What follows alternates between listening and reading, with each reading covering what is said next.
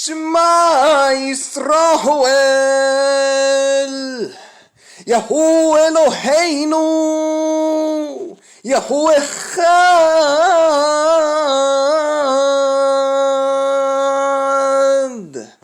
Baruch Shem Kebod Malkotho Leholam Voed.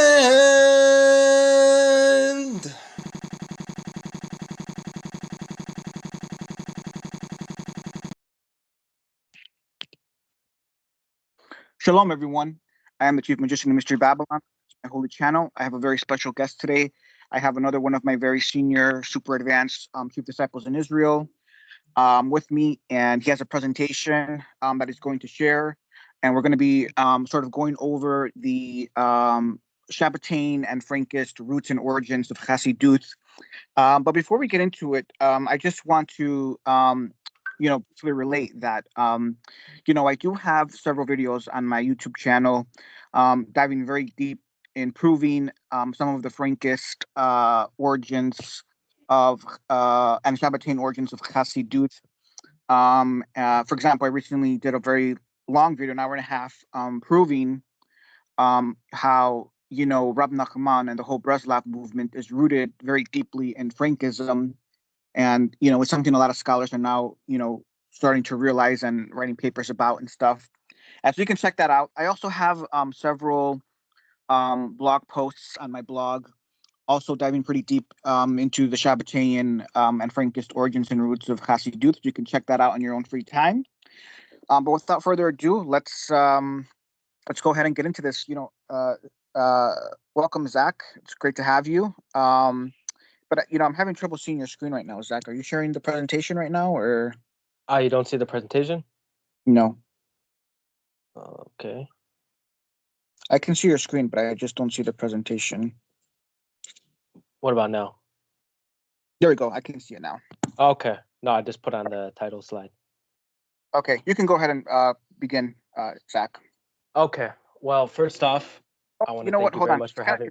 Okay. Hold on. It kind of disappeared. I don't know why it disappeared. No, I just swiped back to the title screen. These three dots. It's the. Oh yeah, I see three dots. Okay, fine. That's fine. Okay. Okay. Yeah. Okay. So first off, I want to say thank you for having me. I'm very happy to be back. It's been a little while since we've done a video together, but it's always my pleasure, and just love talking with everyone, and hope everyone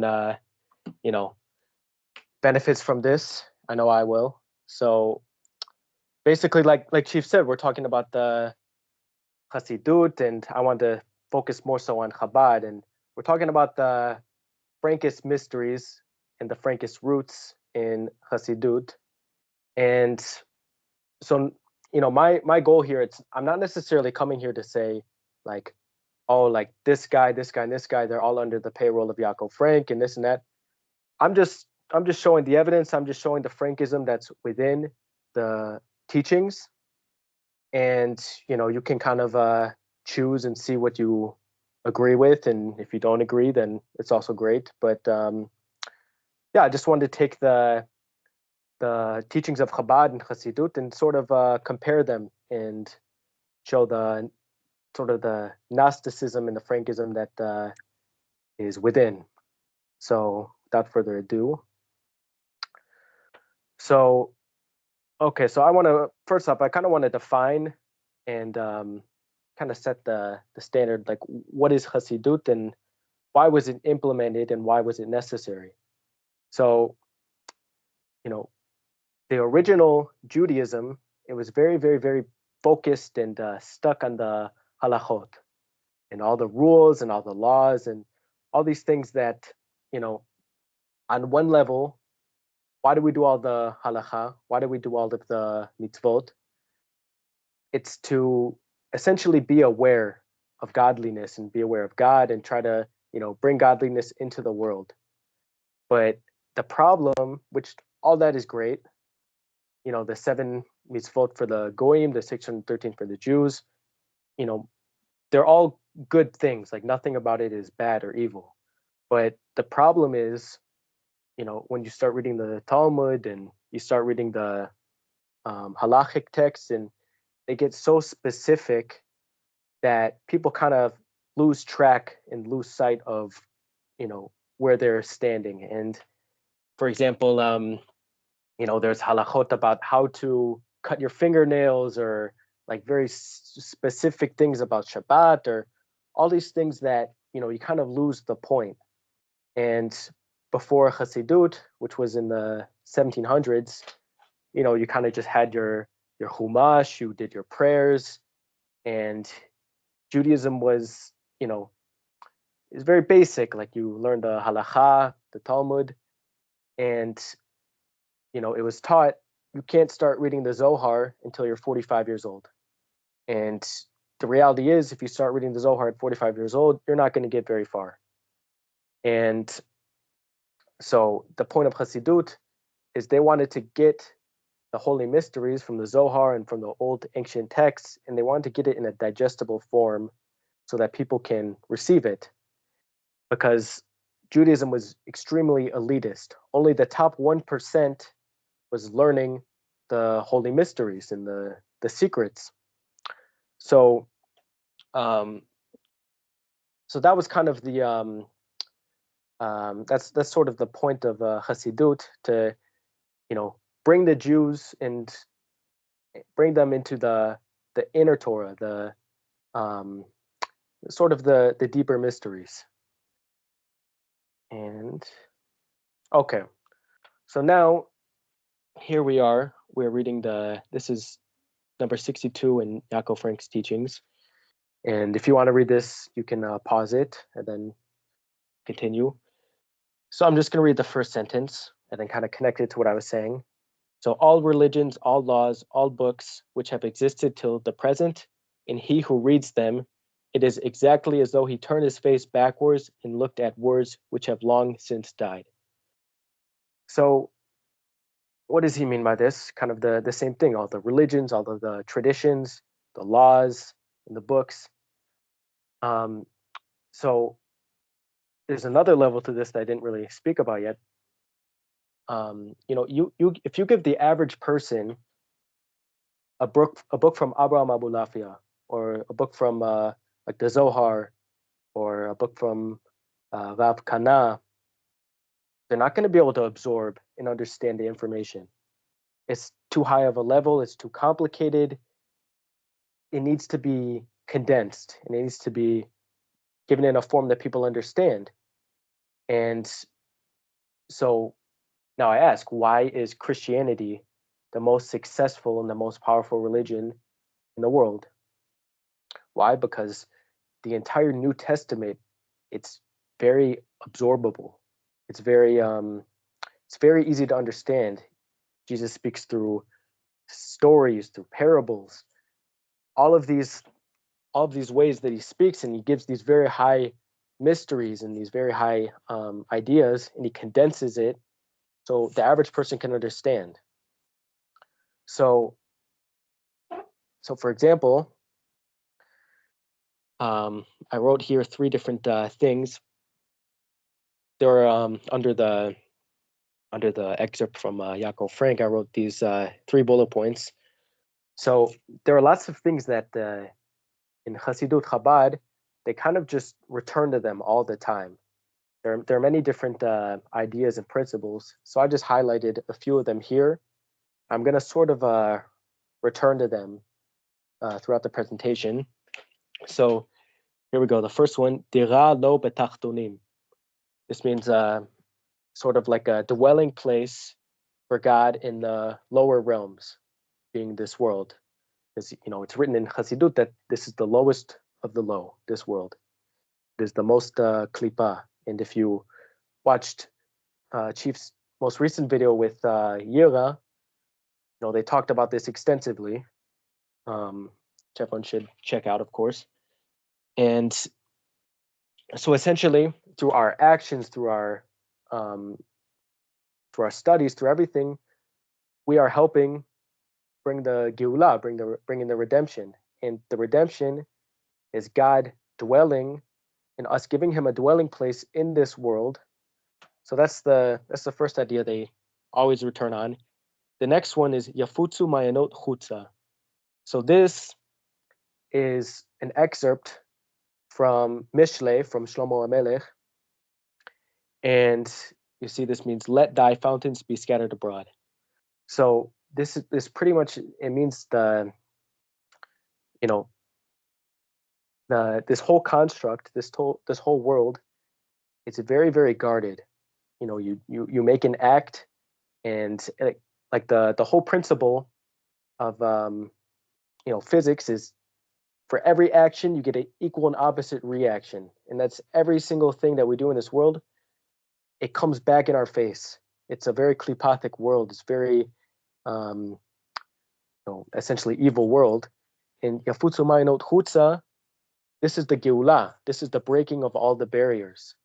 And I'm going to get to this later, but if you look at the first letter of each word, Yud Mem Chet, Yamach, this is the mystery of Yeshu. Jesus was Yeshua. They took the ayin away and made him Yeshu, for Yamach Shemo V'zichro.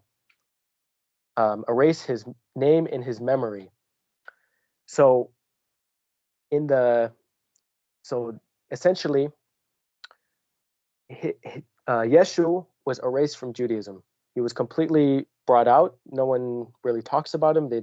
He's briefly mentioned. He's completely took his name away, and he got sent to the Goyim. He got sent to the Goyim in order to give them, sort of a condensed version of the Word of God, and to do his tikkun, and to get the Holy Goyim in the Christianity and Catholicism, all these good things. And then he's coming back. Then he's coming back to Judaism, and this is the Yafutsu Ma'anot Chutza. This is the tikkun on Yamach Shemo, the tikkun on the erasing of Yeshu from Judaism. So the last one, which I'll explain this one later, Hateva, which equals Elohim. This is in Chabad, especially the last Rebbe. He comes back to this idea over and over and over and over again, and so I'm going to kind of give my interpretation of this.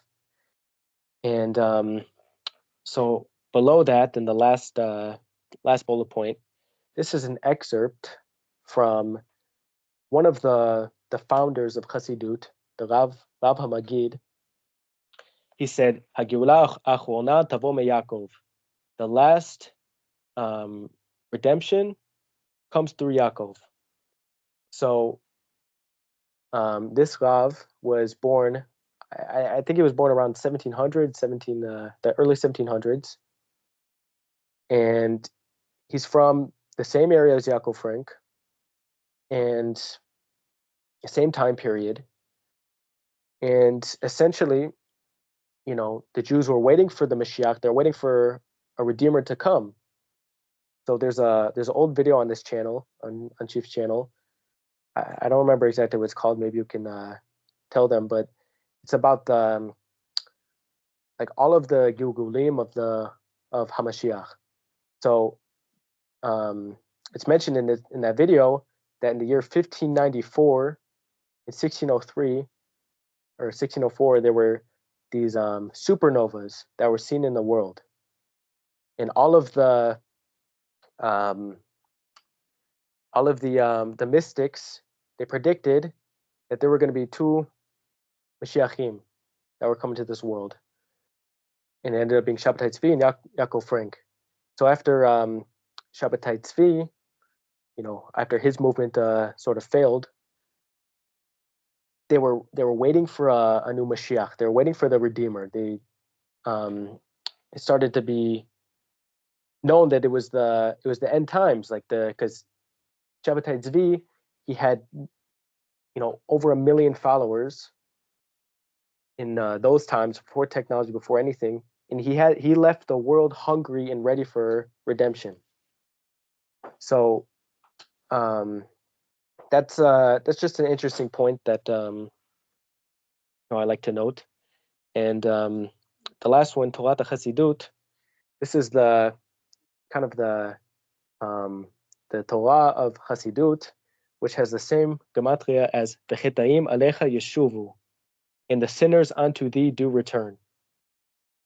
So the whole point of Hasidut is it takes these sinning people, these just regular people, and it brings them to the level of Baal Tshuva, which is the someone who returns to the truth. And if you see here, duly note the last word, Yeshuvu, is Yeshu Bo. So duly note that.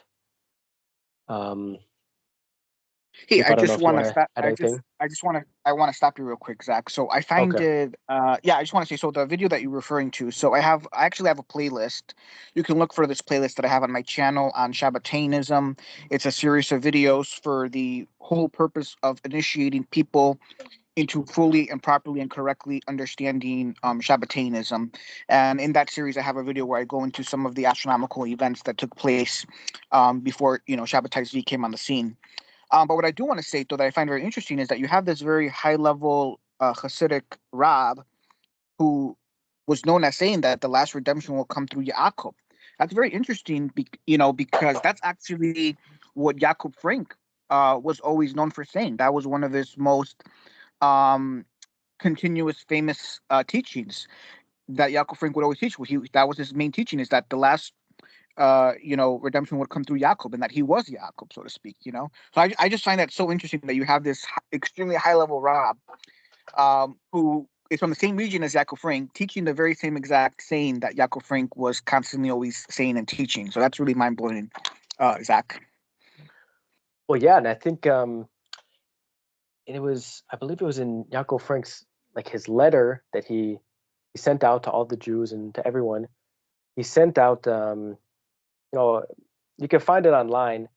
I forgot what the website's called, but he pretty much quoted the Zohar and all these books, and he said that he was pretty much called all the Jews of Poland to redemption.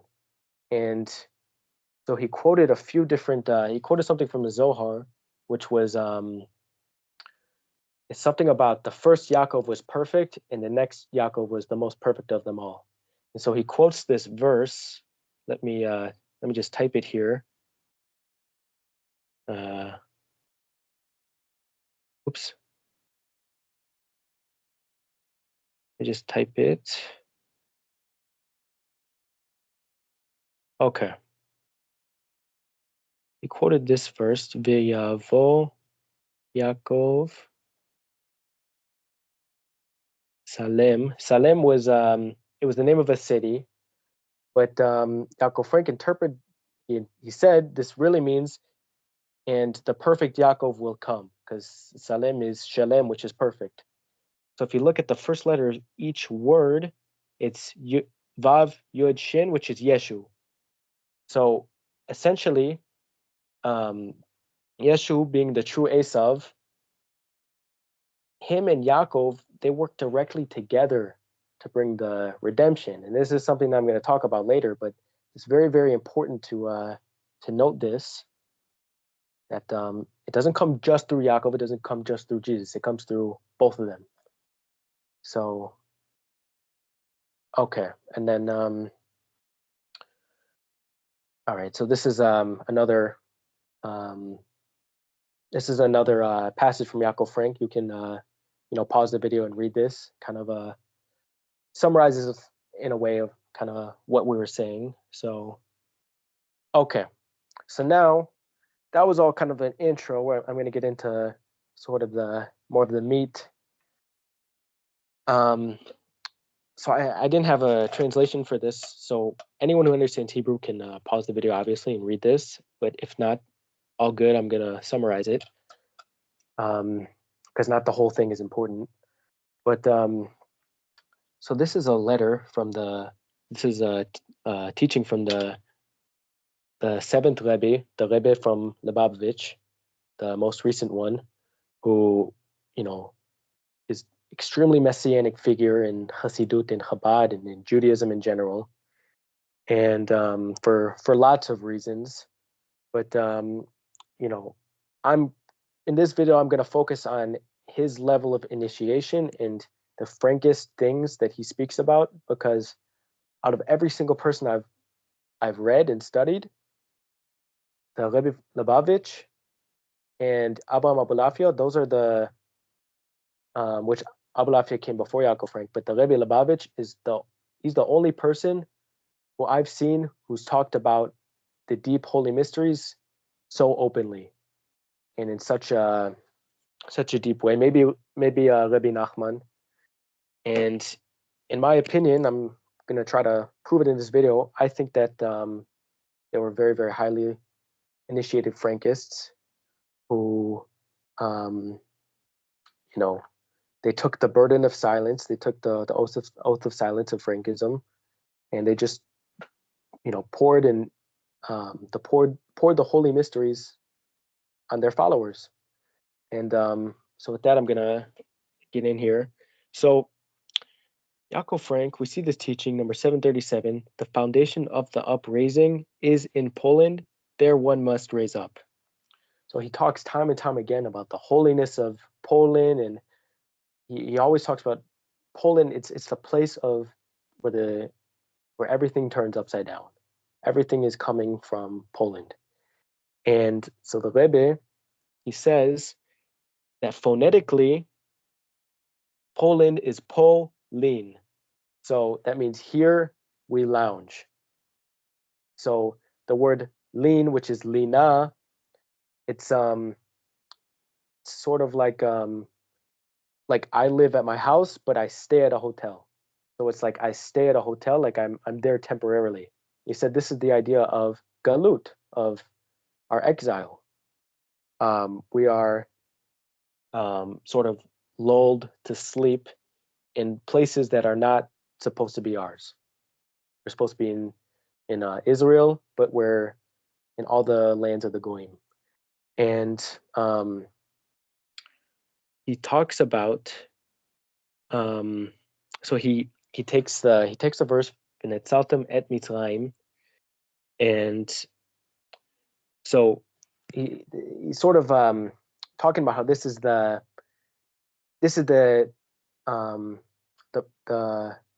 essential tikkun that we did is all represented with Egypt. Why? Because Egypt was kind of the accumulation of all of the goyim together. And Benitzaltam et Mitzrayim, and Atbash equals Yeshua ben Yosef. And there's a teaching there's a very, very powerful gematria by Abulafia. He says Eretz Mitzrayim equals Yeshu HaNatzri, the Jewish from Nazareth. So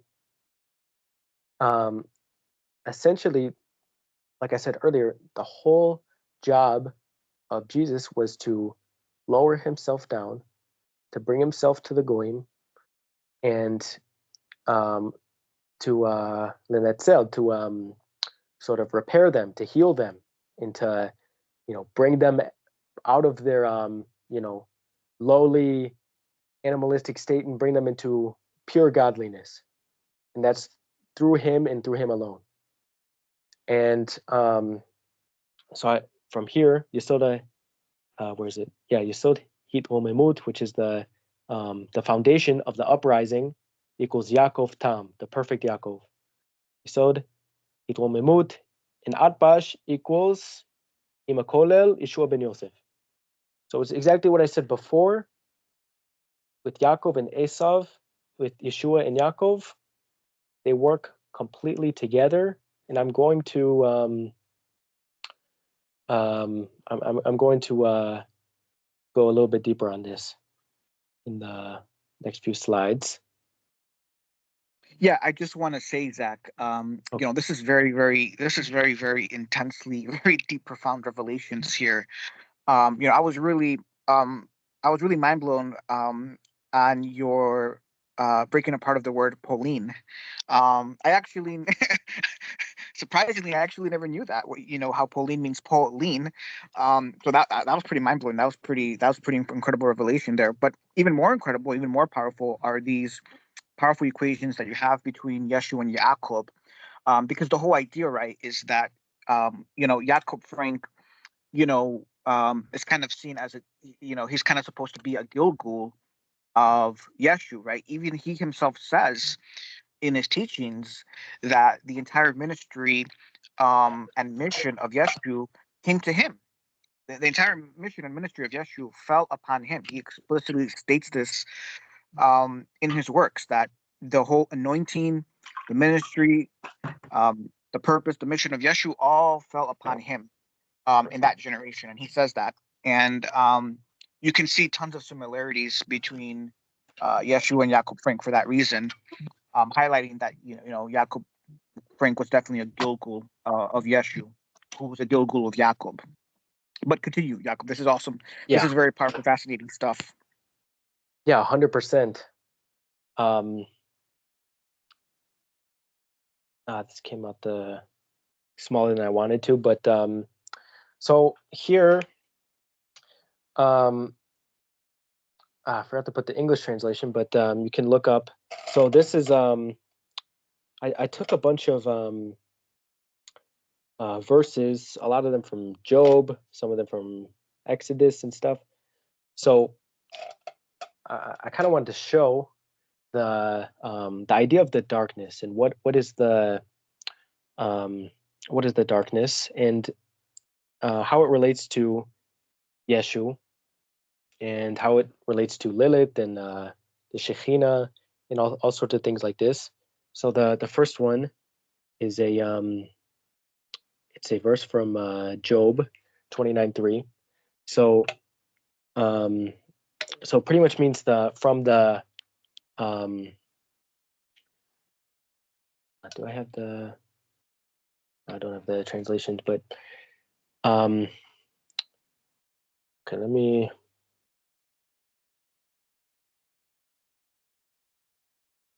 type out the verses just so people can look up the translation themselves. Okay, so this one, Job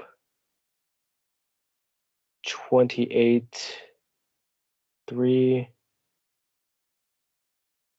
Exodus 31:13,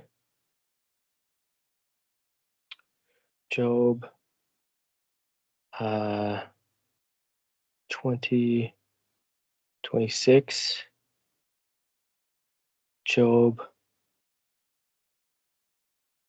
19:8,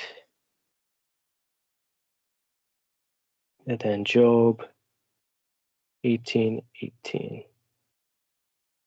Okay, sorry, that's for people who don't know the Hebrew.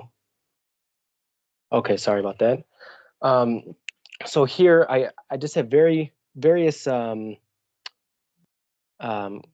gematrias that I want to show that the whole idea of the darkness has to do with the Esav, Amalek, and Yeshu, but it also has to do with sort of higher principles. So the first one, the Oro Elech Hoshech, is the gematria of Esav and Amalek.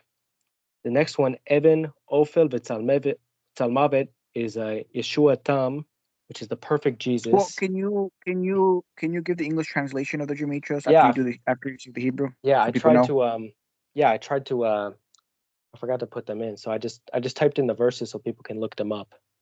So the first one is Job 29:3, if anyone wants to look it up, and then the other ones I typed. So essentially, these are different verses about the holiness or the darkness, and I wanted to sort of connect them to Yeshua and the Torah and all these in Matronita and everything. So this is just something that people can look at. Just kind of give you some free gematriot, so anyone who is on the level of understanding this can get what I'm saying here. So, okay. Sorry about that.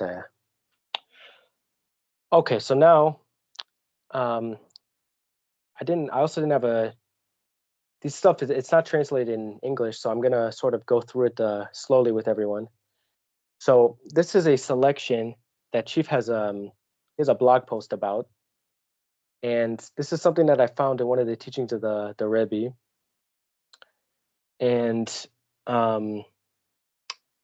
so essentially, he's talking about a couple of verses, one from Isaiah, one from Genesis, from the meeting of Yaakov and Esav, one from Obadiah.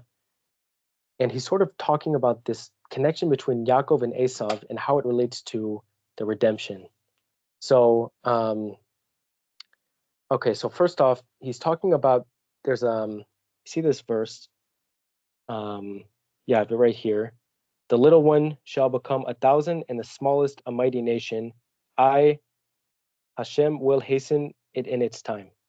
So he's talking about this word of in its time, be'ita and achishana. So he's relating. This is a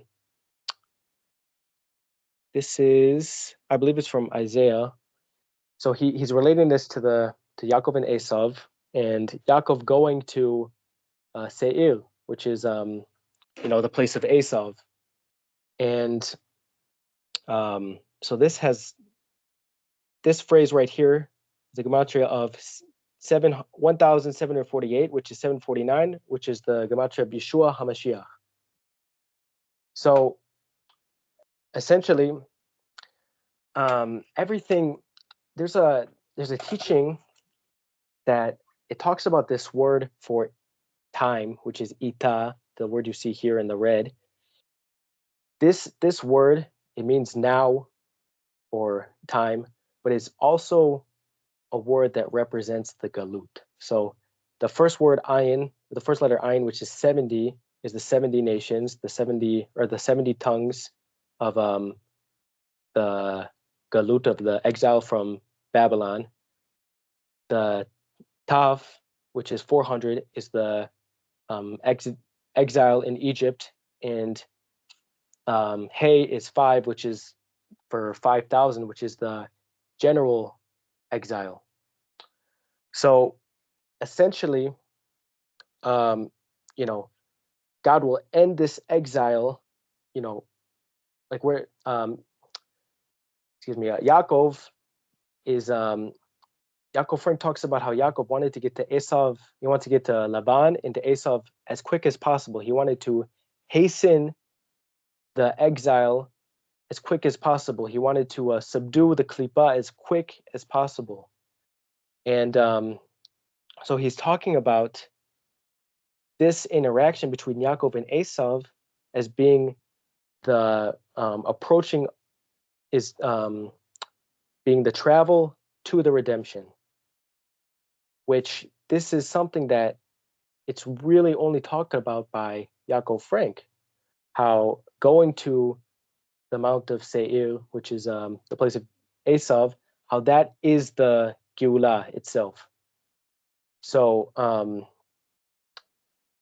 and this is of course in the mystery of Yaakov going to the true Esav, which I'll get into a little bit later.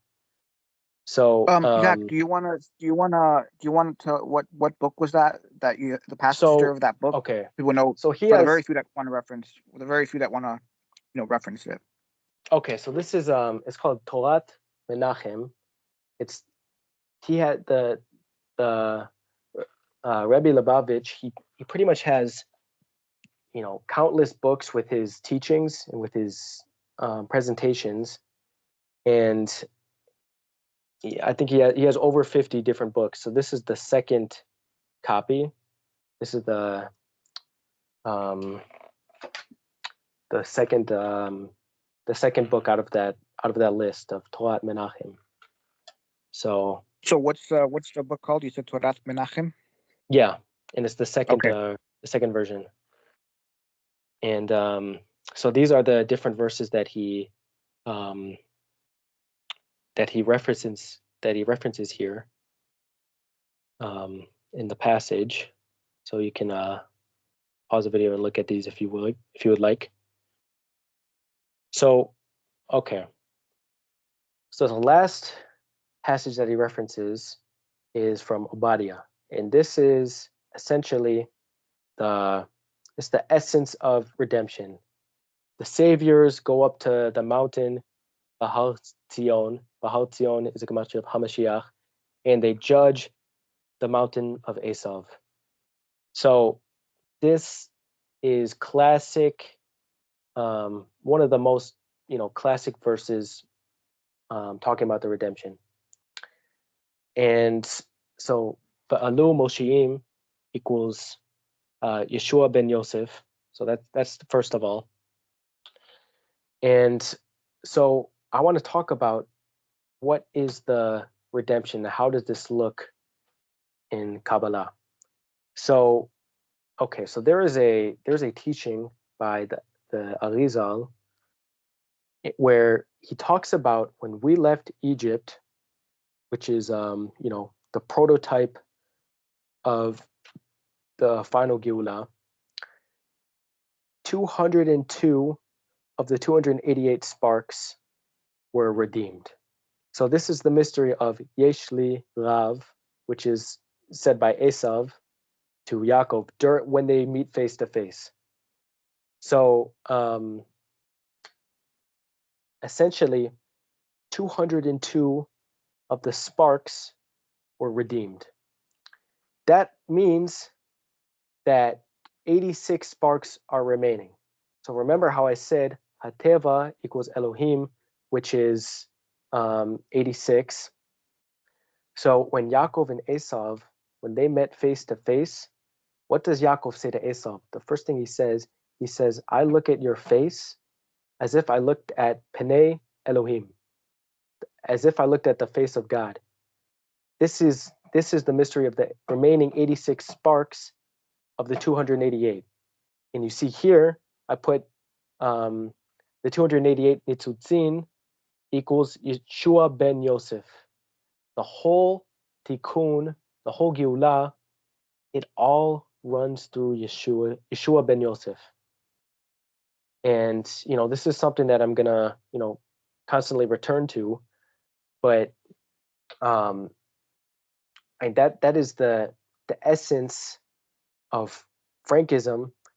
And you see right here this is what is being referenced here by the seventh Rebbe, the highest Rebbe of Chasidut. So, so now I want to kind of move on. I apologize, I didn't have an English translation for this, but this is the seventh Rebbe. He was married to someone named Chaya Mushka, and so he's sort of talking about here, so the same way that Yaakov Frank talks about his daughter Eve Frank. He talks about the godliness and how she's the Shekhinah and how her royalty. He talks about a lot in his teachings. So essentially, he breaks down the first one, which is Chaya, which is he says it's pretty much the light and the livelihood of the neshama that comes down to this world in a body. And then he says Mushka is the smell of the sacrifices, like the reach besamim of the and he says here it's of the ketoret, like the smell from the sacrifices that that were made by Israel for years and years. And so essentially I want to talk about this. So this Exodus 30 verse 8. So if we read the Hebrew, it's talking about the sacrifices, and it says the last words are Tamid Lifnei Hashem L'Dorotechem. What are the first letter, or the first letters of the last four words? Lilith, which equals Chaya Mushka. So essentially, there is the there's the Klipathic Lilith, then there's the upper Lilith. and the holy Lilith. So essentially, what I'm trying to say here is, it's very clear and obvious when he's writing in his statements that he was married to the Shekhinah, which is the holy Lilith, and that's just another proof of his how lofty of a soul he was, that he was married to essentially the Shekhinah. And so I wanted another version of the sacrifices is this next verse, which is a few verses later, which is it's talking about the sort of the sacrifices that every single that all of Israel would give, every single Israeli 20 and older would give, which is the Trumat Hashem. So if you look at these, the first letter of each word, again in the four words that I highlighted, Ayin, Shin, Vav, Yud, Yeshua. So these essentially these sacrifices that we give, it all has to do with Yeshu. It all has to do with Lilith. It all has to do with Samael. All of these sacrifices, that these are essentially the ideas. And so I just wanted to duly note that he's Yeah, yeah. Yeah, I just wanted to say the verses. I don't know if we said the verses, but the two verses here that are highlighted are Exodus 30 verse 8 and Exodus 30 verse 14. Yeah. So people can know. Right. So I just found it interesting that he has this writing where he's comparing his wife to the smell of the sacrifices and to the so I found that very, very interesting. So I wanted to give you guys that. Okay. Yeah, I find that super interesting. I'm sorry, Zach. I find that super interesting that he was apparently married to Lilith, because in a lot of strange ways I feel I have married. I feel like I'm married to Lilith as well. Yeah. I don't know if he had any marital problems, but it would be interesting to know. Yeah. Yeah. Yeah, you never know. But so okay, so I wanted to go on. So in Hasidut, this is in Hasidut Chabad, this is one of the main phrases that is said. So it said Yechi Adonenu Morenu V'Rabbeinu Melech HaMashiach Le'olam Va'ed.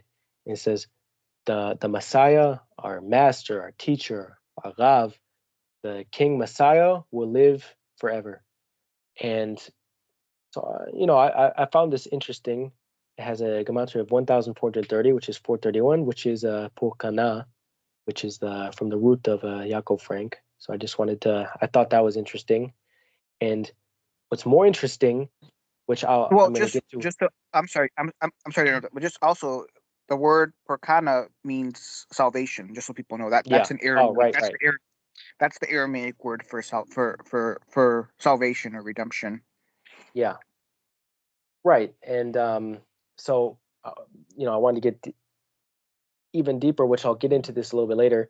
The Mispar Siduri, the like each letter is Aleph is 1, and That's then Tav is that's 22. That's ordinal gematria. That Mispar Siduri is Hebrew for ordinal gematria. That's the ordinal gematria. Ordinal gematria equals Yehoshua, which I will get to that a little bit later. And then the first letter of each word equals Ben Elohim, which equals Menachem. And I'm going to get to that later.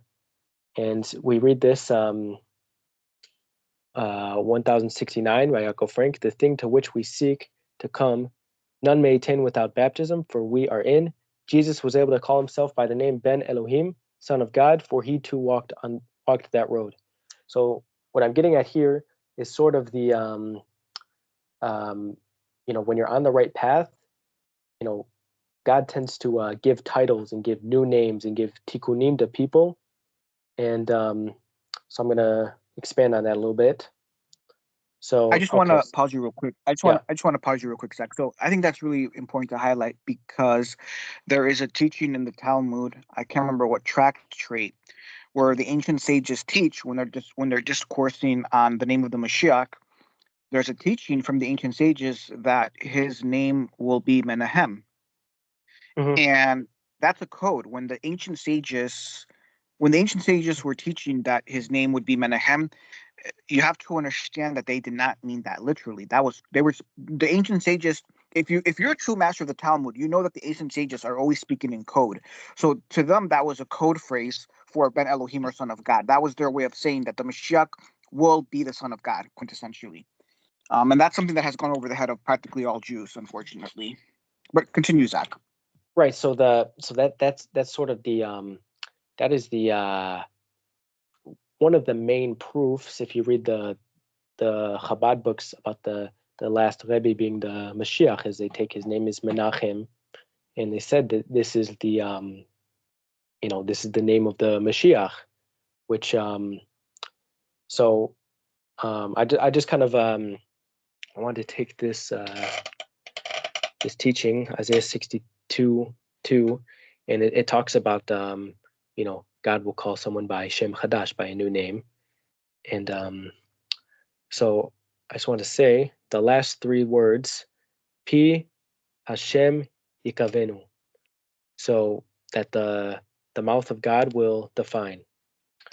So I found that interesting. So if you look at the first letter of each word, Pe Yud Yud, which is you see it lower on this lower verse from Lamentations 2:15.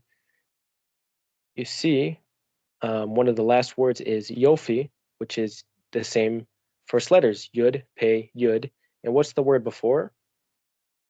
Plilat, which could be read as Ke, like Lilith, Yofi, which is it's kind of a reference to the upper and higher and holier Lilith that, sort of through this upper Lilith, people will be giving, that's where the tikkun comes through.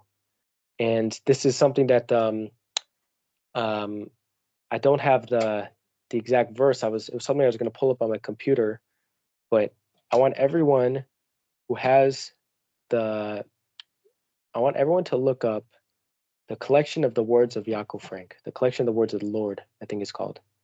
And I want everyone to look this up and go to teaching number 397, because everything I just said will be explained much, much better there.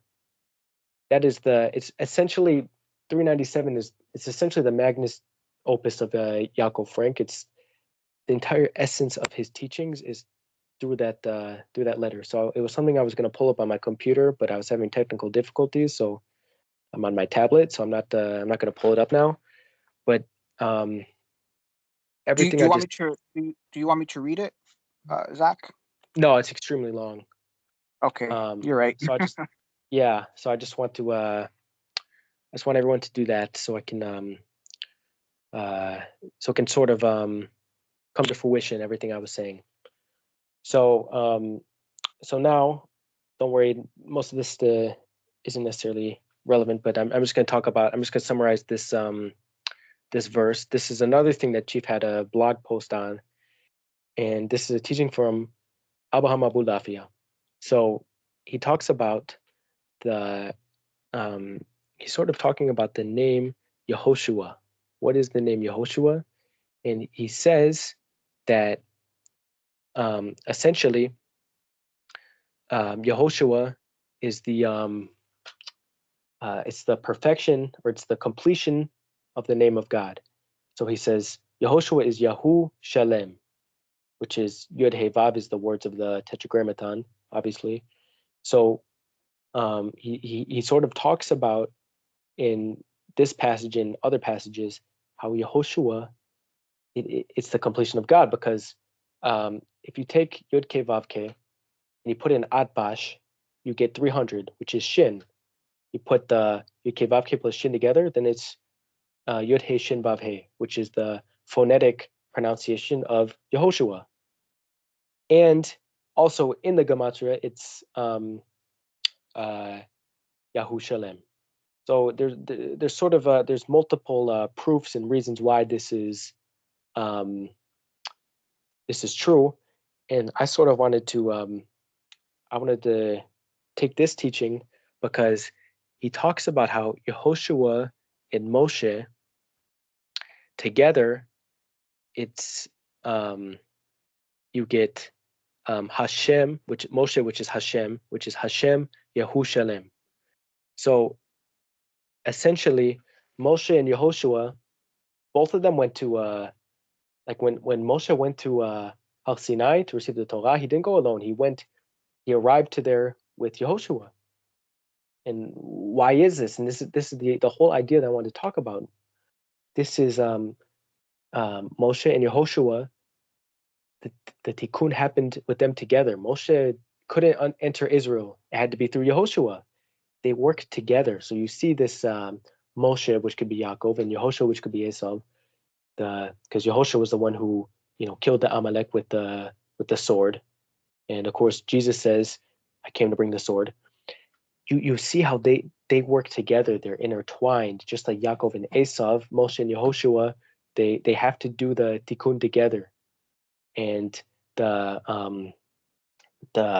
good and the evil, they have to do it together. It can't, or not that the Yehoshua is evil, but the good and the good and the evil, they have to work together, and the good has to have a another good force. Like it doesn't just happen alone. And Yaakov Frank even talks about it. Like when he brings the Geulah, he has to come with many different people. He can't just come alone. He can't. Mashiach doesn't just do it alone. He needs the people to come with him. And that's what Yaakov Frank was talking about when he wanted to get all the Jews baptized, and he wanted everyone to come with him. And this is the whole idea that I kind of been talking about this whole time. So this is sort of the idea of giving a new name, because this new name is what completes the name of God. So okay, so I wanted to talk about here are all these, essentially the Book of Lamentations. It talks a lot about Menachem, and it keeps going over and over and over again about the word Menachem, and this is where a lot of what Hasidut Chabad they quote about the Rebbe, like their proof that he's Mashiach, is they like to quote a lot of these. So the whole exile of the Shekhinah is all in the mystery of En La Menachem, which is essentially there is no comforter. So she needs this comforter, which is the not only HaMashiach, but every single person from Knesset Israel, every single person from the broad, the greater Israel, all of the Israeli souls, everyone needs to be her comforter. And so essentially, okay, so here's this verse from 117. It talks about spread forth hath Zion her hands, there is no comforter for her. Hashem hath charge concerning Yaakov, his neighbors are his adversaries. Jerusalem has become impure among them. Okay, so the last word, Lenida Benehem, without the lamed, Nida Benehem, is a gematria of Polin. So this is exactly what we're talking about earlier. When someone's in Nida, when a woman's in Nida, they're in a temporary state of a temporary lower state. And she does this, and she's away from her husband, and she's isolated. Why? Because she's impure, and she's in a fallen state. But then she goes to the mikvah, and then she receives her husband like it's new. It's like they're getting married over and over and over again. So this is the idea of Nida. It's a temporary state of exile that a woman goes through from her husband, and that's what we are as a people. Israel is still in exile. And this is all in the mystery of Poland, exactly what we were talking about earlier. And so Yaakov is talking about his neighbors are his adversaries. So this is the whole tikkun of the whole shlichut of Israel to the entire world is in the mystery of Svivav Tzarav, which is his neighbors are his adversaries, because you have to go into these foreign lands and you have to raise the entire area.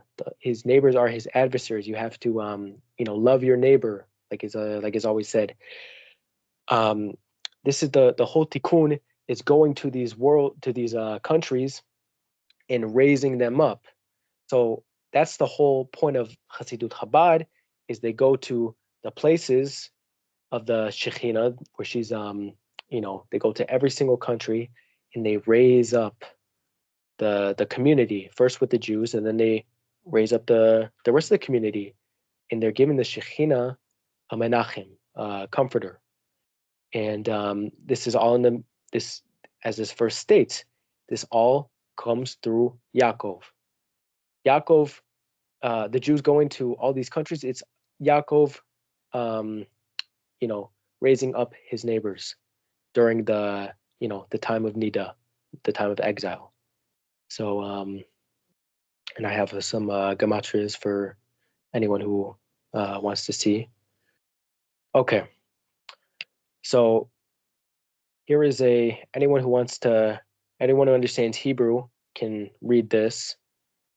I got thankfully ChatGPT came through. I was able to get the translation. So anyone who wants to read either of these can you can just pause the video and read, and then jump forward to my explanation. So essentially, what is the Rebbe talking about here?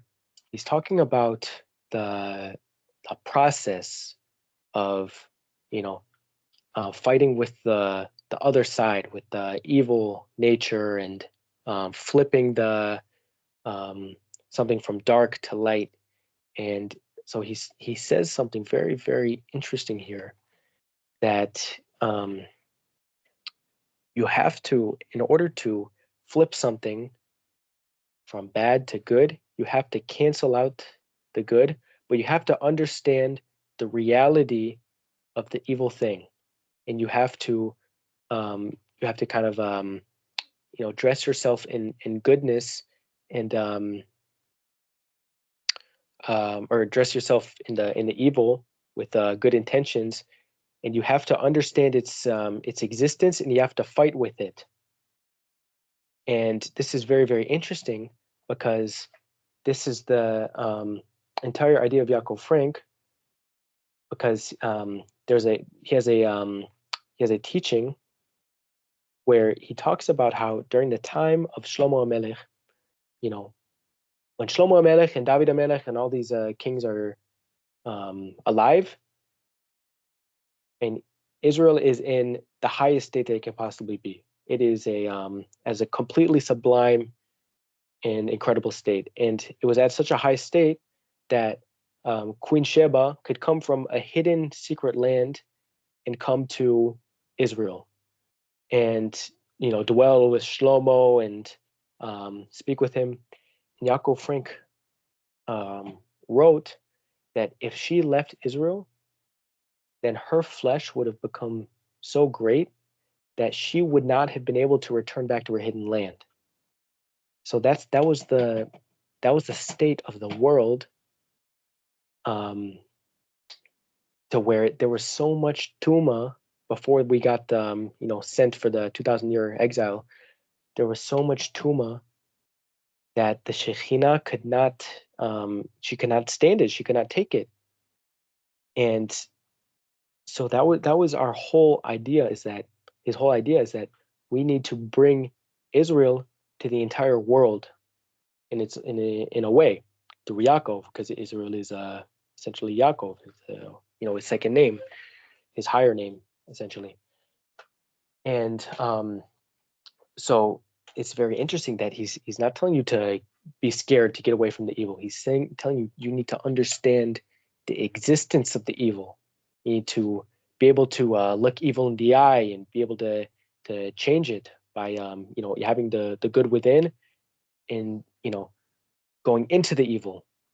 So it's very interesting because that's the whole idea of Chabad. They go to these, Chabad before even the seventh Rebbe, they would go through communist Russia, and they would do a few of the seven Rebbe's got arrested, and just like Yosef, just like all the tzaddikim get arrested, a lot of them got arrested for practicing Judaism and Kabbalistic teachings and stuff in communist Russia, and they were doing all of these things, and then finally they got to America, and the sixth Rebbe, he said he's been in communist Russia.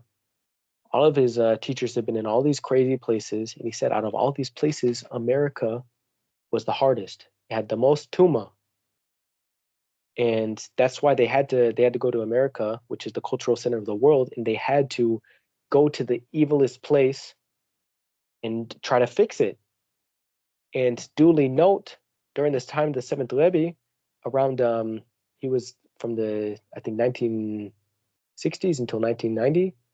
During his time, in the middle of his service, in around 1980, there was a man called the Bhagwan, who was a messiah of the Hindu religion. He also came to America during the time that the Rebbe was in New York. He came to Washington, to the farthest west side of America, and he started his community, and they were doing all sorts of orgies and all these crazy rituals and stuff, and he was considered the messiah of Hinduism. So you see on the left side there was the evil, on the right side there was the good. There was the Mashiach and the Satan that were sort of wrestling with the consciousness of America during the time that the Rebbe was there. And this Hindu guy, the Bhagwan, he ended up infiltrating Hollywood, and all these executives and stuff started learning his teachings and stuff. And so you see the Chabad, they essentially had to go, they would practice what they preach. They had to go to the evilest, most tuma filled land and try to fix things. And that leads me to this next thing. So there's a very, very famous verse in Kabbalah from Job 28:12 and Job 28:20. It's talking about how chokhmah, how wisdom, it comes from me'ayin. So it means it also means where, but it means, it also can be mystically perceived as from nothing. So you will find, the first verse says you will find chokhmah from nothing, esoterically. That's what it means. And the second one says from chokhmah ma'ayin tavo, which is the chokhmah will come from nothing. So the word me'ayin in the Mispah Gadol, with the nun being 700, equals Yeshua HaMashiach. So what does Judaism teach about Jesus? What do they teach about him? They teach that he's in Gehenna, and he's in he's suffering and burning in feces and all these things, which I'll get to that later. But essentially, they're talking about how the Mashiach is in this lowly place, the lowest of the lowest of places. But they also say esoterically that that's where the chokhmah is. And Toa Rotechet, burning feces, equals Keter Malchut, which is classic teaching that we've I think we had in the Frankist manifesto, and something that we've gone over and over again. This is the whole idea of being the Mashiach being lower. He's going to a lower level. and then his true self is going to come out. And if we want to go further, the spirit of wisdom, ruach chokhmah, equals mamzer, equals ezri, and it equals seter sitrei haTorah.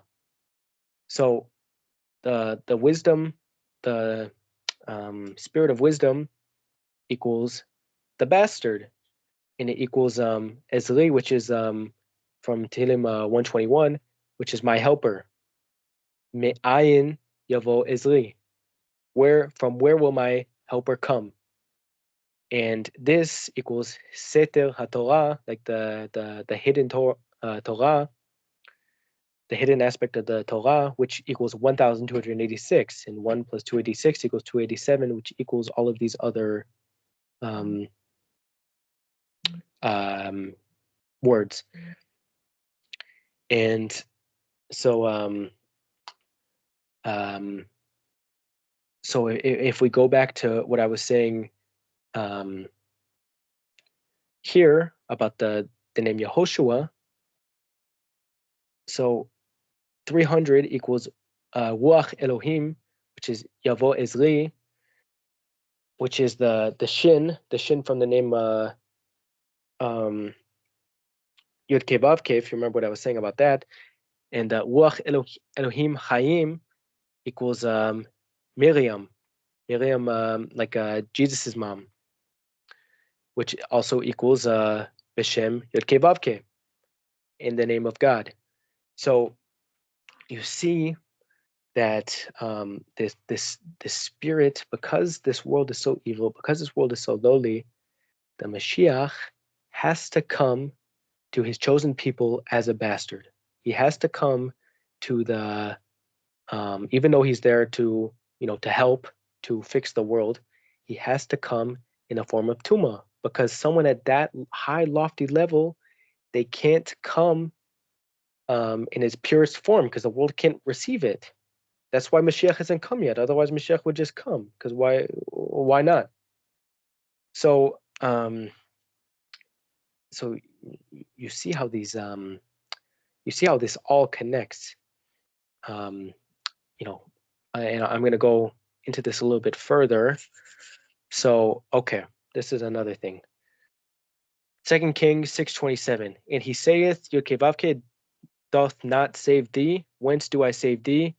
Out of the threshing floor, or out of the wine vat? So okay.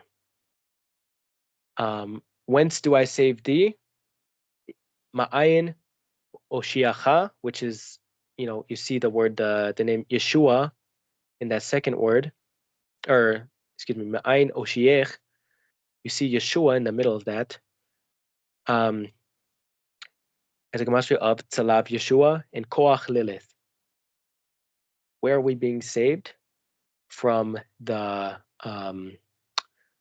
not only from the power of Lilith, but from this whole picture that was painted of us, of the crucified Yeshu, which Chief has gone over this many, many times. I don't know if you want to comment on this. Well, I will say that you are providing extremely very fascinating, but also very powerful, sublime gematria here. And I just, unfortunately, we don't have the time and space to fully penetrate just how ridiculously deep and profound a lot of these gematrias that you're sharing really truly are. Oh yeah. I mean, we could go on for a few hours about this, but I expect that I hope people read the blogs and stuff and understand sort of the doceticism of the Tzalav Yeshua that I'm talking about here, the cross of Yeshua. So you can kind of understand exactly what I'm getting at a little bit more. But I hope everyone kind of gets the idea.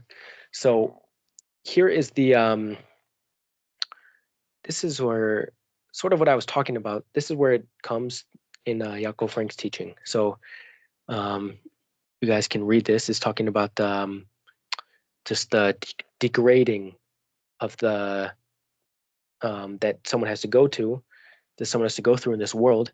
And in 662, the last sentence, there is a more ugly place. One must roll in mud and shit, and that from a black man. So, to me, we're talking about the burning feces that that Yeshu is in. That the sort of the idea, the Jewish idea of the suffering of Jesus. So essentially, this Yeah, is one thing I'll mention, Zach, that's interesting is when he mentions a black man here, it's a very occult reference to Yeshu because the holy goddess, right, is very esoterically and symbolically depicted as a black woman. That's the mystery of the Black Madonna in ancient Christianity. And so, because Yeshu is a son of the holy goddess who is black, that's why he's also black, the black man, so to speak, Of course, we have a lot of very profane and retarded people in this last generation, mostly a lot of blacks, very inferior blacks that think, oh, Jesus was actually black and the Jews are actually black. The whole very inferior, retarded, perverted black Hebrew Israelite movements, which I'm not going to get into here, but that's another story. But yeah, understand. Oh yeah, and he also references Muhammad as a black man. He also talks about Muhammad and he talks about Black Muhammad. So, yeah, he also said that every man is created in light and in darkness. They're two different aspects of each person, especially the Mashiach.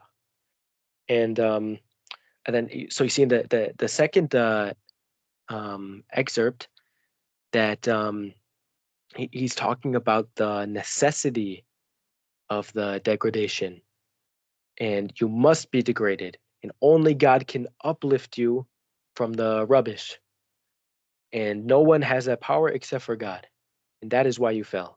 So we're talking about the entire point and reason of the exile, and it's all has to do with the degradation. And I think maybe we'll do a future video where I'll talk a little bit more about the degradation, because the degradation has everything to do with Yeshua being called Yeshu. But we'll kind of maybe I'll go back to it at the end of the video, but maybe in the future we'll talk about it. So this is an excerpt from the Tanya from the Holy Writings, chapter 22. And if everyone wants to once again pause the video and kind of read this over. So this is I hope I don't have to give too many explanations, because I feel like the Alter Rebbe kind of explains it pretty well here. So I just wanted to show you kind of in the action kind of these ideas. So basically, right. So, okay. Okay, so there's a verse at the end from Isaiah 4:4 that the Alter Rebbe he quotes when the Lord will wash the filth off the daughters of Zion with the spirit of injustice. So this verse, if you take the first letter of each word, has a gematria of Shekhinah, and the other, and also Torat Benot Zion, the filth of the daughters of Zion, equals Torah Rotechet, which is the burning feces that is linked with Yeshu. And here he's linking it not only with the only son of the king, but he's connecting it with the Shekhinah, the daughters of Zion. So this is not saying it directly out in the open, but it's about as close as you can get, because anyone can understand that when he's talking about the king, he's not literally talking about a king, he's talking about God. But and when he's talking about his son, he's talking about the Mashiach. So hope I don't have to go too far into it. And so I just wanted to give the next part of the the verse, and I gave a little gematria for anyone who's interested. And which by the way, ma yaka chastecha, the first letters of each word is yamach, once again, which mem chet yud, by the way, is one of the 72 names of God. Just so people can know. So I just wanted to give give you the next two verses, and you guys can pause it and read it, because it's extremely esoteric, and it sort of sums up everything we've been talking about, and we see the Frankism kind of in action here from Chasidut, from the Rabbanim of the Chasidut. So okay, so now I want to get to the I couldn't get this the full teaching, because it's pretty long, and this is from the 7th Rebbe, and this is his magnus opus, which is called Bati Legani. This is his essential kind of a culmination of everything that he talks about in one teaching.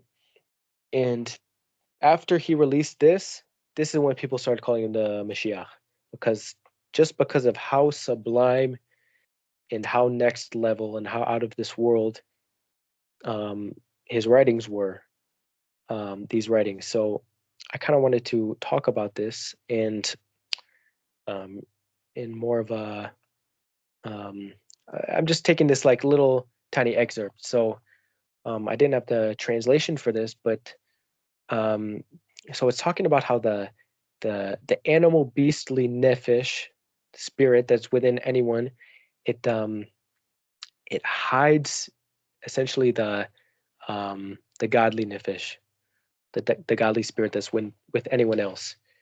And so he's talking about this. He's talking about this as the ruach shtut, which is the spirit of nonsense of the evil nature, which it does this to the not only within us but without, in the entire world. It the whole world is filled with this spirit of nonsense, which is a classic quote from Shlomo Melech, vanity of vanities, everything is vanity. So he's talking about how this spirit of nonsense it negates the light of truth. So if you look up here, the light of truth is a gematria of Ele, Semael, Lilith.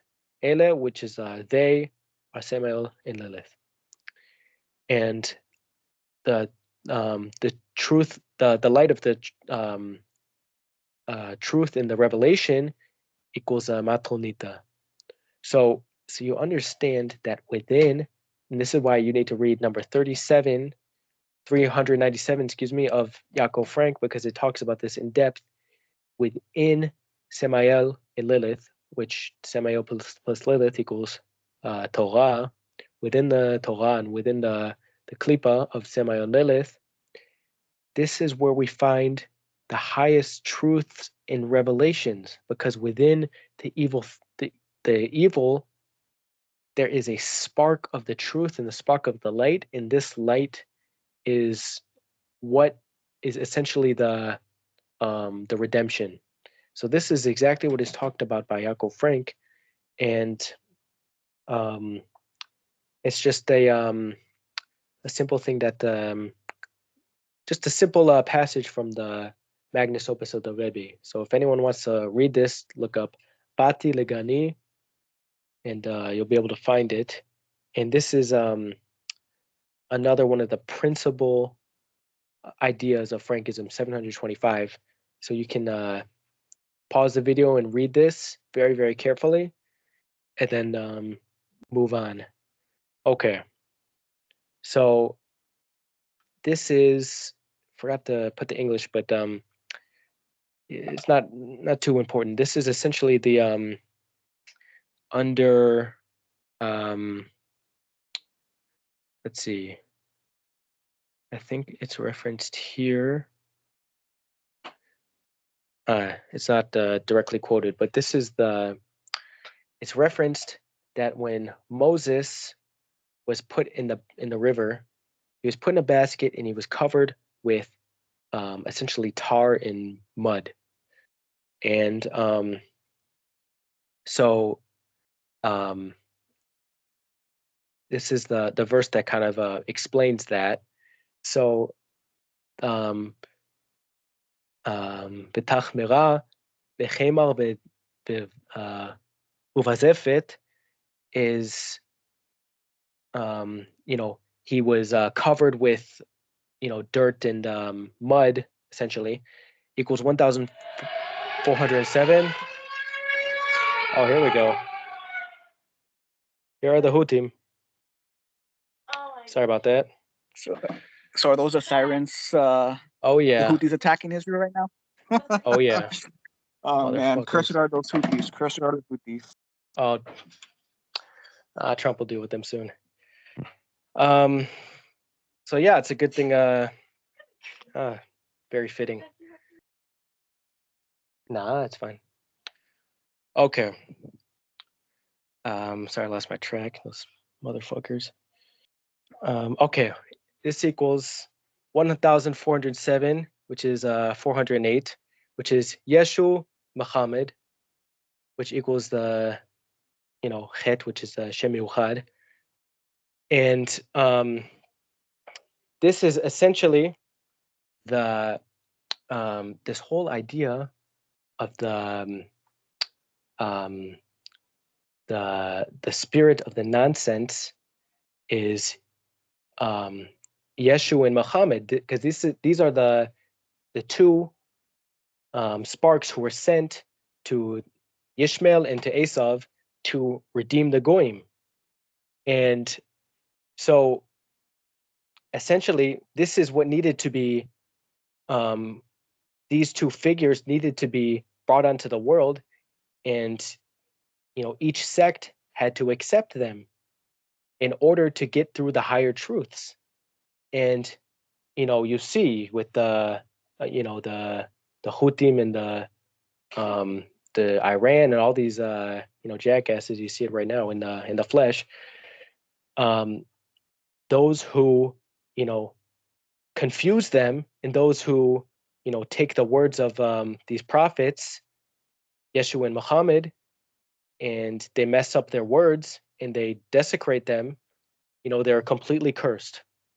So you see that with the Houthis right now in the Iran, they're being completely destroyed. Why? Because they confuse the words of Muhammad, and they act like martyrs, and they do all these crazy things, and they're going to be erased, and they're currently being completely erased. It's the same thing with Yeshu. You have all of the Christians who aren't real true Christians, and they don't really take Yeshu seriously, and they mix in homosexuality and all this crazy stuff with Christianity, and they are stuck in exactly what I said here, in the spirit of the nonsense, the Ruach. And but on the other hand, within these two figures, which were which are denied by Judaism, you still see this spark of truth. And these two figures, like the Rambam said, all they did was they brought the world closer to redemption, because they brought people closer to the true God. That's a direct quote from the Rambam that the Rebbe also quotes sometimes. So so this all connects to the idea of Moshe being put to the put into the river and being covered with the tuma, with the klipa, because he's the good thing that is within all of the nonsense. And so if you look at Ruach Shtut in ordinal gematria, equals Muhammad, and in its full form it equals 316 plus 613, which is essentially Yeshu plus the 613 mitzvot, which is also the gematria of Moshe Rabbeinu, also the gematria of lights, which is Orot, this is the idea of the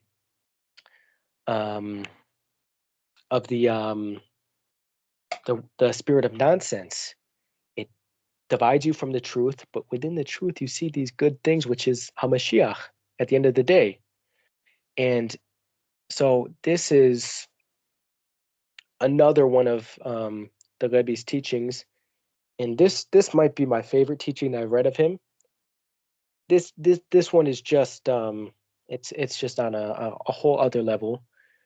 So Well, before you get okay. to it, Zach, by the way, that was really brilliant stuff that you just mentioned. You're touching upon very, very sublime, very, very sublime concepts and ideas and points here. But what I wanted to mention that I was really super interesting that it just occurred to me, the gematria of Yeshua Muhammad is 408. And that's really super interesting because the number 408 was a very powerful critical number in the Shabbatain movement, because that was supposed to be the year on the Hebrew calendar that the Mashiach Shabbatai Zvi came on the scene. And that's very important because if you really look at it from the most occult secret level, we can understand that in all reality, it was Yeshua, the spirit of Yeshua and Muhammad, that were quintessentially behind the Shabbatain movement. They're kind of the secret puppet masters behind the Shabbatain movement, and that is so very geniusly encapsulated in that gematria.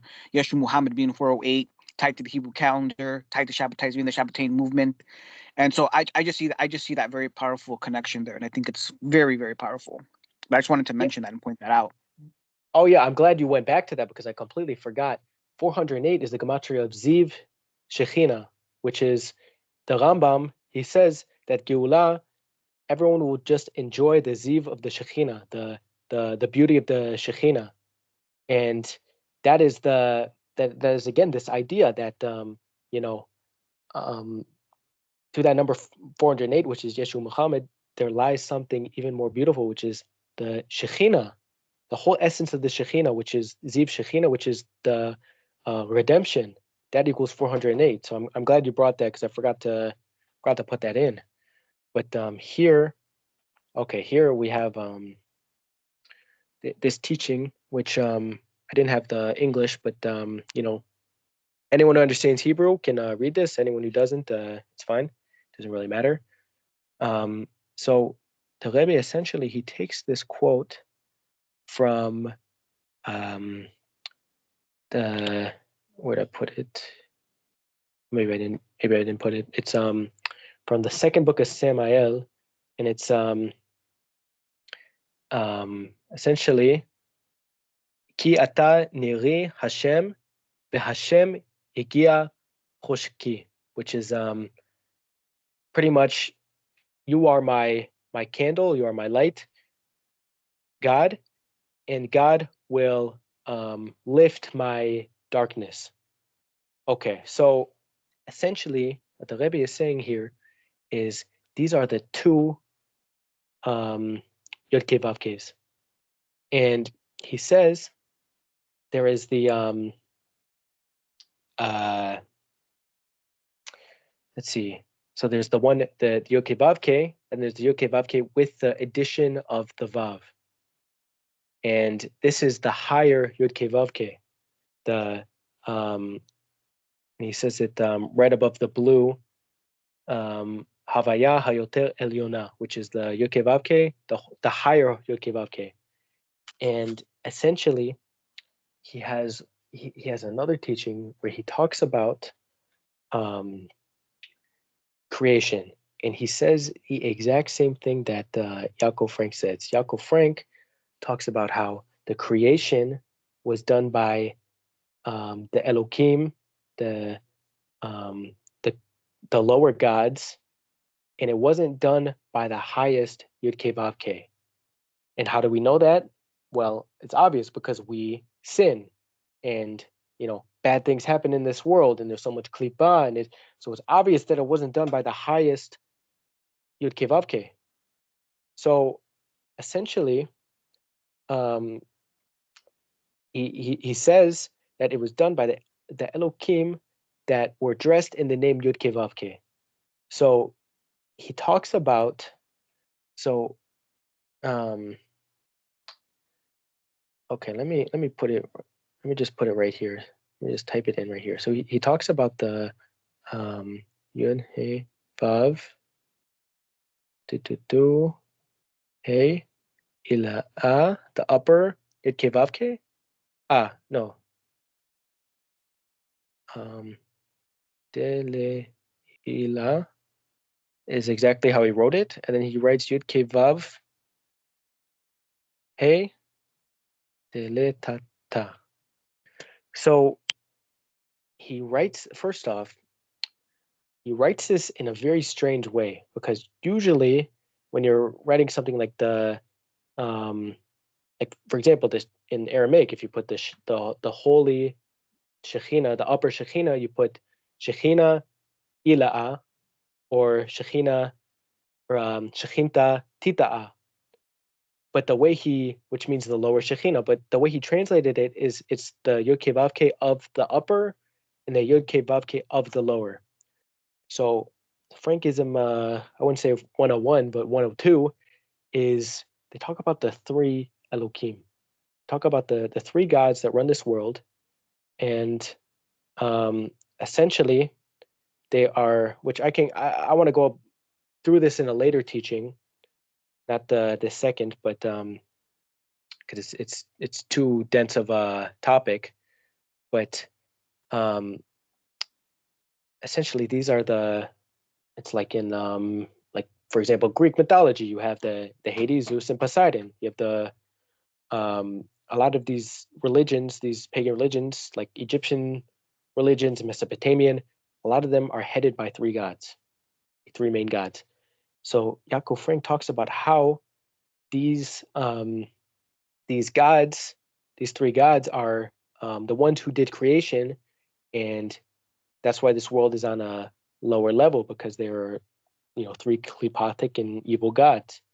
So, but why does he write it like this with the dalid like a di letata? Why does he do that? So I want to show something. Yod ke vav he de tal ta. So boom, you see it right here. The God of the three, the Yud Ke Vav Ke, the three Elohim. So I thought that was something that was interesting for anyone who Wow, Zach, I didn't know that, and that is just like freaking mind blowing. In fact, I never once thought to work out these gematриas that you just posted. But after this video, I'm definitely going to be diving very super deep and playing around with these terms that you're using here for gematrias, because I think there are just a tremendous amount of super powerful mysteries behind these gematrias. But that is just wow, Zach. Did he mention that? Did he mention no. that it permeates the three? No, but you saw that. This is why I'm so impressed with you, Zach. You see things that other people can't see and don't see. I mean, that is freaking mind blowing. That is ridiculously mind blowing. Wow, I'm floored right now. But that's what I was saying. I'm looking at this word and I'm like, why did he type it like this? It doesn't make any sense. Why would he, like, the God of the lower? It doesn't make sense. So when I see something that doesn't make sense, I don't know. I kind of get obsessed with it, and then it just kind of came to me. But I was like, there has to be a reason why he wrote it like that. And yeah, that is ridiculously. That is beyond. I'm speechless. That is beyond powerful and ridiculous. Like what you just said. That is just crazy, crazy, mind blowing. Like wow, I'm just like beyond impressed. Beyond oh yeah, impressed. oh yeah, and that's why I just love his teachings so much. I just it's just he's on such a high superior level, and it's something that like I get why he was called the Messiah. I understand, and I understand why, because the things that he talks about in just these few examples, these are just a few examples. There are countless examples, and that's why I've been so impressed with Chabad, and just the especially the last Rebbe. Like he touches on things so deep, and he just it's really really spectacular. And so I wanted to. Oh yeah. Yeah, I want to add for the listeners to know, Zach is over there in Israel. He's very deeply entrenched in Chabad and Hasidut, And that's why he's able to do this very elaborate, very deep presentation, because he's sort of an expert on the matter, being so extremely well-read and deeply entrenched in Hasiduth and Chabad. And so that's why he's able to, act as an expert here and speak very expertly on all of these occult matters here that have been presented here. So, yeah. Yeah. So I want to I want to take these verses that were written here, and I want to connect them to some gematrias. So okay, so the essential verse ki ata neri Hashem, with the letters and with the kolal, every word equals Yeshua Mashiach, and ve Hashem yagiach hoshki equals again Yeshua and Muhammad ziv hashechina. So you see how these things they you see how everything is just so interconnected. And then yagiach hoshki equals Shem Yud Ke Vav Ke, which we saw this earlier. We saw this. Where did I put it?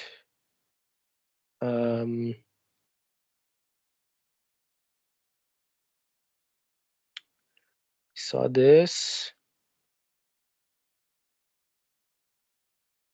Put the right here. Boom. With the mother of Jesus, Hashem Yud Ke Vav Ke. So you see how all of this stuff they always they come back, and they just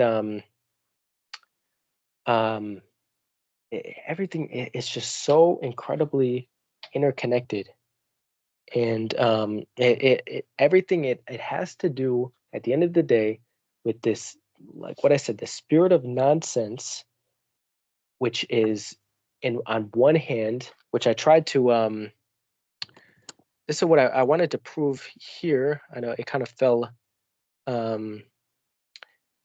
flat because I didn't have the English translations for anyone who doesn't understand. But for anyone who does understand, you can really see how this darkness, it's this klipa of Yeshu and the klipa of Esav and Amalek, and everything that sort of Yaakov Frank talks about. He talks about the klipa of Yeshua, which is the darkness that covers this world, and is in a way this spirit of nonsense. But within this spirit of nonsense, you have the highest secret mysteries of the holy Shekhinah, and it is through this darkness, and that is the whole point of the exile, and that was the whole point of my presentation. I just hope that hope I was able to prove and show some of the Frankist roots, and sort of how all of these teachings of Chasidut they connect to Frankism, and how we're really truly in the end times. We're in exciting times. We're in scary times where everything is just coming out in the open. Things are being said completely openly. Just like unlike any other time before. Like you would never ever see like the video that Chief and Yera just had. You'll never ever see any time period where people were talking that openly about the holy mysteries. You'll never see that. This what's happening right now is it's incredible, and it's unbelievable what is going on, because it's stuff that it's just proof that we're in the end times, and I hope everyone can really truly understand that, and I hope everyone as excited as I am. So yeah, I'm in for sure, Zach. So does that conclude your presentation? Yeah. Okay. If you want to add some thoughts, if you'd like. Yeah, I mean, I don't have any thoughts. I think this was a very long, powerful presentation at 2 hours. Did not expect that, and this was a very, very advanced presentation. So I think I think a lot of you probably may have trouble understanding it. You'll have to cite the sources, read it, do some little research on your. Some of you will have to go out of your way a little bit to do some more research and read the sources cited and provided in this presentation. But this was a very, very extremely deep, advanced presentation. No doubt about that. And Thank you very much. Like that was, you had some very, very serious, very powerful revelations here. I hope everyone enjoyed, and hopefully, hoping we could have another Zach come back again sometime in the short term future. Maybe do another powerful video. So we'll see I'm about all that. up for it. Yeah. So I look forward to that. And yeah. So thank you, Zach. Well, thank you. So yeah, shalom and salah, everyone. Hope you enjoyed. Shalom.